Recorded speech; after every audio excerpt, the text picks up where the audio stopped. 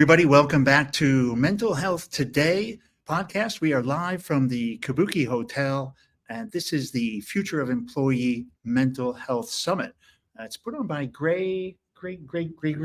Yeah, I'm going to get the right shout out, but a big thanks to the organizer that's putting this on here at the Kabuki. It's a great program. We just finished this morning. Had one episode last night, and now I've got Jason from Big Health. So really appreciate Jason jumping in. It's not easy to meet a stranger in the morning, and then by the afternoon ask him on a podcast, and here he is live to really talk about what he's doing, what his company's doing in mental health. Jason, welcome to Mental Health Today. Thanks for being a guest. I'm excited to hear a little bit about what you're doing, because we chatted and I've kind of stalked you a bit on LinkedIn. It's a good kind of stalking. It's a good stalking. So what do you guys do at Big Health? What are you doing here at the conference, and what are you hoping to achieve, and what are you doing at the company?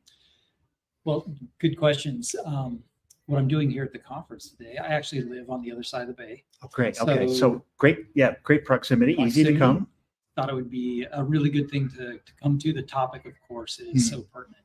When we're talking about mental health, everybody is dealing with mental health to one spectrum or another, just like we deal with physical health. Yes. To a spectrum or another. And so the topic is so pertinent.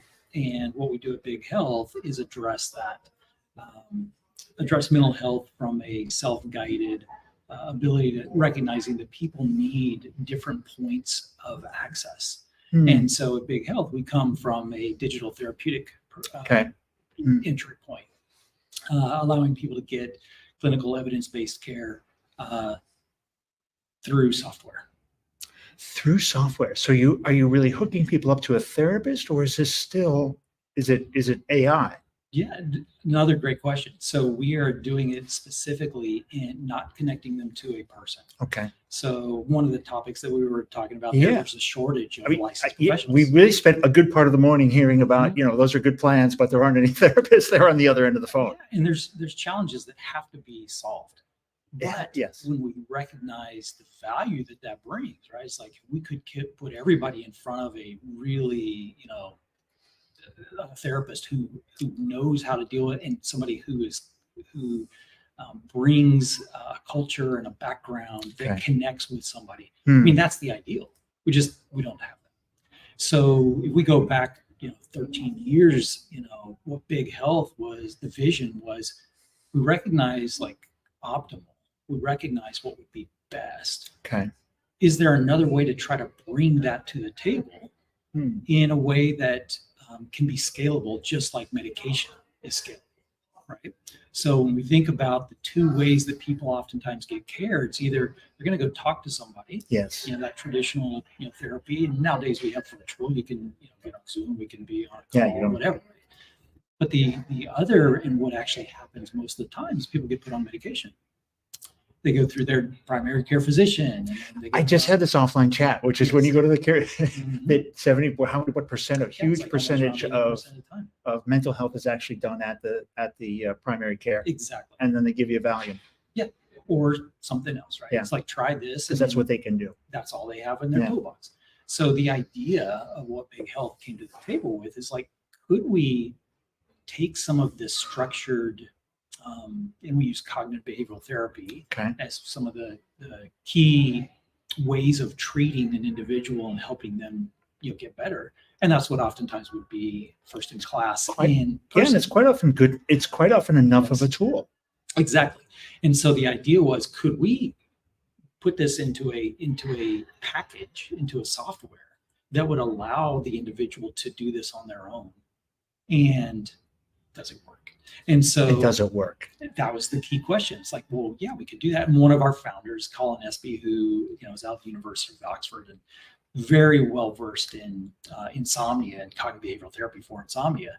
So that was his background. And so he says, yeah, I'll join the company, but we have to make sure that we put evidence behind this. Yes. Because we could create the coolest thing out there, but if it doesn't actually help somebody get better, then you're up against years of evidence-based therapy, Okay, Exactly. understand. Okay, So that so if was you're going to attack, if you're going to help this, you have to come in with an equal kind of footing. exactly right. Okay, So that's the kind of the concept of how the company Big Health was Yeah. started and how we got founded. So 2012 was the first randomized controlled trial that we, and it was a placebo-based one. So it's like we created our product, which is called Sleepio for insomnia. We had a comparison against treatment as usual, and we created a placebo. So like Okay. some kind of Okay. a fake Sleepio. So we put people in there, and the evidence shows that 76% of the people who had access to Sleepio achieved remission. So that is how it all began. It was like, okay, then that's how pretty do we- decent evidence. Pretty decent evidence. Exactly. In this case, the C+ is really good. Exactly. Yeah. And so, and interestingly enough, if we look at what happens with in-person therapy, they're right around the same. I was going to say, because we talk about it, if you go to therapy, you get better. Exactly. And so if you use this, and what have you done besides sleep? Has it gone past sleep? Yes. So the idea was, why start with sleep? Well, as part of the things that were discussed today is like, well, and we used to talk about it as a Trojan horse. It's kind of fundamental, actually. Exactly. Everybody sleeps. Everybody, relates to sleep. Yeah, I had poor sleep. We just finished talking about stigma. There is no stigma around sleep. If you come in, it's like, man, I got a horrible night's sleep last night. It's like nobody looks at you cross-eyed or thinking like, yeah, they're like, yeah, me too. Or Exactly. last week, We did I can tell you all my relate. story last week? Yeah. So that's why we started with it. Okay. And additionally, there's so many comorbid conditions that align with insomnia. So if you don't sleep, and there's physical and mental, right? Yeah, you you suffer from anxiety, depression, et cetera, other types of things. Or when we think about the comorbid physical connections, It's going to be obesity. Yeah. diabetes, cardiovascular Which goes disease. to diet, which goes to health, which goes to gut, brain health. Yeah. So yeah, you're in the wheelhouse now. So I mean, I, as a doctor of chiropractic, one of the things I tell my patients all the time Okay. is there's because they say, what do I do to improve my health? I'm like, well, there's kind of like three stools, three legs on the stool. You've got to make sure you get rest and recovery. That's our sleep. Yeah. You have to make sure you're eating well and getting good nutrition. Yep. Right. And then the third thing is you have to move. Our bodies are designed to Gotta move. And you've got to have some kind of exercise or movement in your life. So without that focus on sleep, everything else kind of crumbles. So oftentimes I'll be talking to employers and talking about what is a benefit strategy that might work. And they'll have, well, here's our pillars. We have, focus on exercise, nutrition, and, pillars kind of go on. I'm like, that's awesome. That foundation has to be looking at something that is like a root cause, and sleep often is that root cause. If you can address and improve sleep, then a lot of things get better. So that's why we started with insomnia. Now, what we've done since is started looking at other prevalent conditions. So anxiety, right now, adolescent depression is another one. So that'd be a great one to address. Yep. So that we currently have three products. Okay. Sleepio is for our insomnia, poor sleep. Daylight is for anxiety and worries, and Spark is for adolescent depression. Oh, it's great names. Yeah. I like your marketing people. We do have some very which, by the way, we big shout out to the marketing people who came up with those names. Yeah. And because it's endless. You can have a lot of products around this with that name structure. And we were just talking. Well, and it's interesting. Like if you say like, we don't call them tortilla chips, or it's like we call them by the brand names. Like we use Kleenex, not tissues, right? And so the company is Big Health. Our products are, as I mentioned, Sleepio, Daylight, and Spark. But we've had some creative folks on our team who have just looked at like, how do you make a connection? And then when you think about the communications and things like that we were just talking about, you have to connect with people. It has to make sense. It has to be something that they can get their arms wrapped around and say, I could use this. So that's some of the behind the scenes. Yeah, the conversations this morning around access and just the ability to solve this crisis, and what I've seen through the mental health, this podcast, is that we can't scale fast enough. I don't think we can scale relative to the crisis speed of growth. So we're not even matching the growth of the crisis over the last 10 years. So we can't scale the human aspect of it. We have to use the tool set. And, One of the things interesting, we had a conversation, there was one of the comments today was we were talking about really finally getting in to see a doctor and then, or a therapist, and the therapist might look at you, clinician say, how did you shouldn't be here. You're actually okay. And I thought, well, how do they get there in the first place? It'd be triage. Where's the triage? Right. Where's the first thing is, have you tried these electronic tools? Have you read this book on gratefulness? Have you done these? What is your diet like? Hey, do you ever walk around the block? Like, how do you get to a therapist without actually doing something in your own life to address your own? Part of this too is our self-responsibility, I think, to address our own.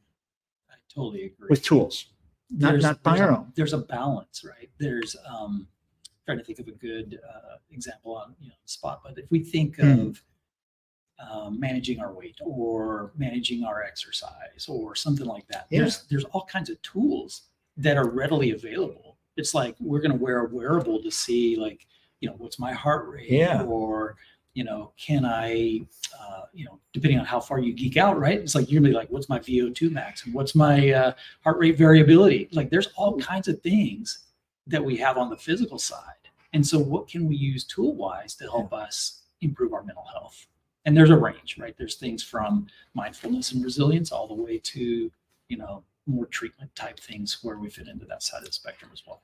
Yeah. I for me, a lot of this has been around the tools and developing the tools, and and that's just not just wearables and other stuff, but it's simple stuff. Right. And just tool like education in high school. Where is the class on sleep? Right. And how to sleep best? And when you go home, put your phone down, put it on this, get it away from you. It's got radiation. It's not really good for you. It shouldn't be on top of your head.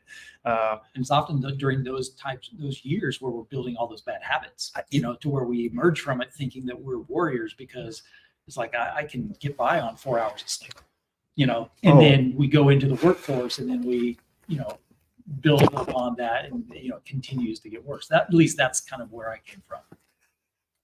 Oh yeah, I've had those jobs. I was Superman for a while, and I found out I couldn't fly. Yes. I found out I wasn't actually Superman. I just thought I was, and I just worked like I was. But just goofy, like, one of the vendors here is BetterHelp. I think everybody's heard of BetterHelp. If you're watching the show, you know who they are. But it's a great giveaway at the table. Just a grateful journal, and just a place in here where you can wake up in the day and just write, I'm grateful for this, and why I feel and how, and I've been today's act of kindness. I've been keeping a gratitude journal for probably about 3 years. How is it working? Well, the reason why I did it, because there was a statistic or some kind of research that they had done that says if you do that, you're 25% happier. If I got my statistics right. Yeah. And I was like, why would I not want to be 25% happier? Like, is that free? Like, I just write something? That's all I do in the morning. So I get up and I do some personal study and stuff. And then I just take a minute to write one sentence of something that I'm grateful for. Jim Hurling is a really active coach on LinkedIn. I follow Jim, and he's got great posts. Big shout out again to Jim, another person I follow. And he coaches his clients, and he has this 1-page sheet that he works with them on, their daily, kind of a daily sheet. And the first things they do is write down 3 things they're grateful for. Nothing to do with work. These are all senior executives. They're all like, real professionals. And the first thing you write down is stuff you're thankful for. Why not start the day off right? Like, there's genius. So many things that could start us off on the wrong path. We often say, I woke up on the wrong side of the bed. Well, get on the right side of the bed by putting just one thing down. Go left, not right when you get out of bed. I mean, you're kind of in control of that. Exactly. There are things that we do have control over. There's many things going on right now that we don't. But there's ways that we can manage our health, our mental health, by taking control.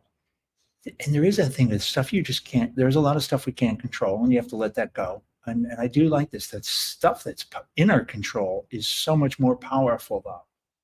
It's so much more, because I can't do anything about Israel and Palestine. I can't do anything, honestly, about Ukraine. I mean, I can put up like a Ukraine flag on my bio or something, but it's not going to do anything. But I can control a lot of stuff. Yeah. I can be kind to somebody near me, right? I can do a lot of stuff around in my own ecosystem. Firm believer in those types of things, that we can do a lot more good than maybe we think by Mhm. smiling, by waving at somebody. Goodness gracious, just by recognizing another human. And truly meaning when we say, how are you doing? How are you today? How are you really doing? One of my questions on the jar is that Yeah. question. How are you? The question is, when was the last time somebody asked you, how are you doing? And you felt they meant it. And That's a good question. that question is it's happy and sad for me, because when people respond in the right, like with great story, it's so powerful. And there's quite often people just look and they're like, nah, I don't now. Like, this is the first, like, the interview. Like, I can't think of the last time somebody cared what I said and let me finish a sentence. And that is, in a way, sad, that we sometimes become so busy that we go through the motions, but the compassion or the intent. Yeah, I was just, the word that came to me at the same time. Same time as you said it was intent. The intention is just not there. It's not there. I think it's better than not, but there's That's also good. it'd be better to go and say hi to everybody and not mean it than to not. Yeah, still to mean it. How do people find you? Who do you guys work with, and how do people find you and get get more information? One, you can follow us on LinkedIn. I'm assuming this is Okay. where some people will find it. Yeah. Our website is bighealth.com. Super. Pretty Okay. easy. We work with a lot of employers, health plans, payers. We're trying to make this as accessible to individuals who need care. And we recognize that it's not a silver bullet.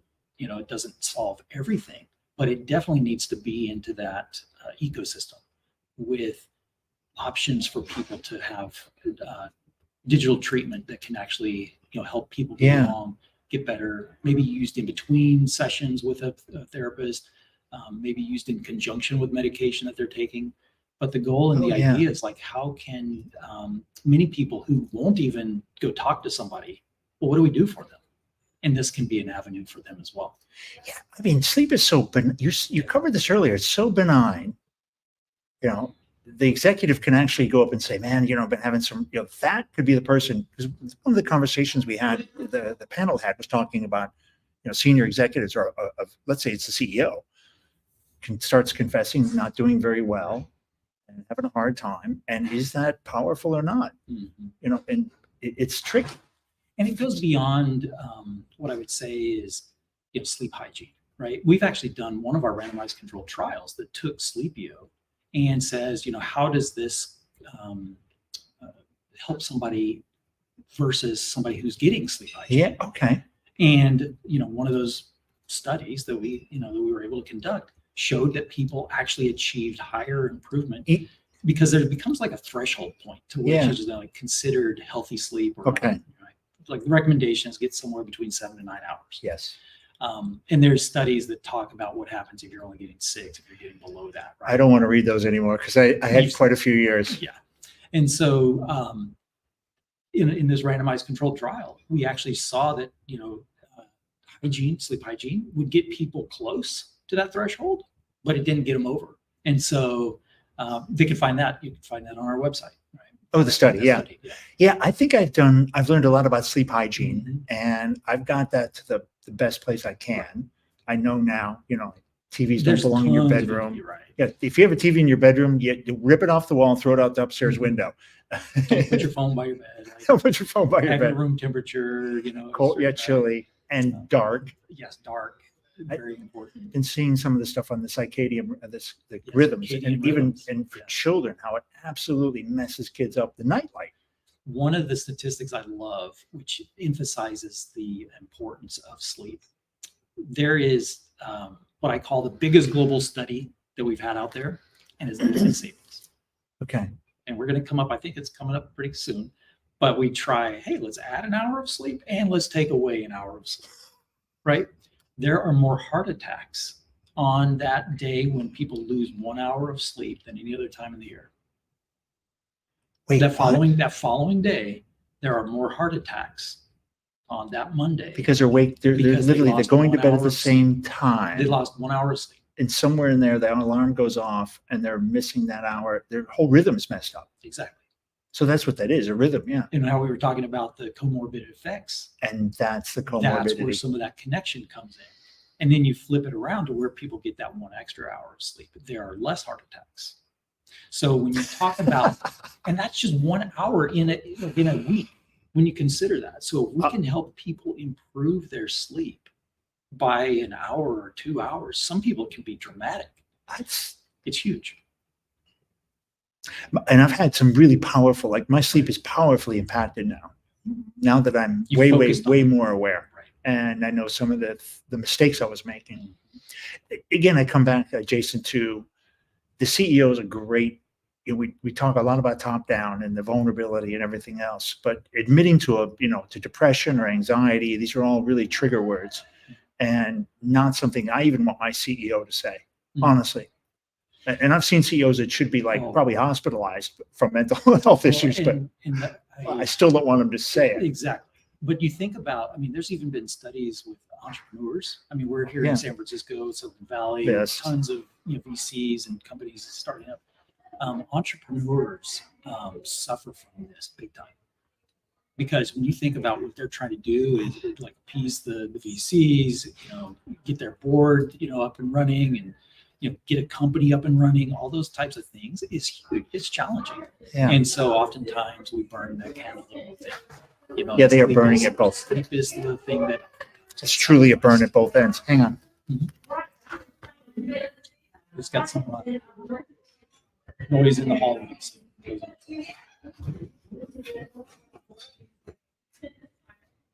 But yeah, Ken, this has been really fun to. Yeah, it's great conversation. Sorry about that. I had a little people going outside the door. Jason, awesome conversation. Love what you're doing at Big Health. This is scalable, absolutely. And I can imagine the products. Love to get you on. Maybe we'll do another real session next time and get into the products. Happy to. Like really get into and what's in the queue is kind of what I'm interested in. Oh, the roadmap. Because it's 10 years ago and you've got these. I imagine the roadmap's got something. Yeah, absolutely. Yeah. It's any company has to grow. Every company has to continue to evolve. And so there's some fun things that we have coming. Yeah, I want to see those. Jason, again, thanks very much for being a guest, taking time. We're missing our lunch, 20 minutes. It's it's a tight stuff. So I really appreciate it. Absolutely. It's totally fun to do this. Yeah. Thanks everybody for listening and supporting mental health today, live from the Kabuki Hotel, which is super exciting. A lot of great conversations going on. And I look forward to talking to you soon. If you're listening to this on the audio version, really appreciate you sticking around with us this long. Make sure to give us a shout out on whatever platform you're listening on and subscribe. Thanks again, Jason. Thanks, everybody. See you soon. I'm going to find that exit.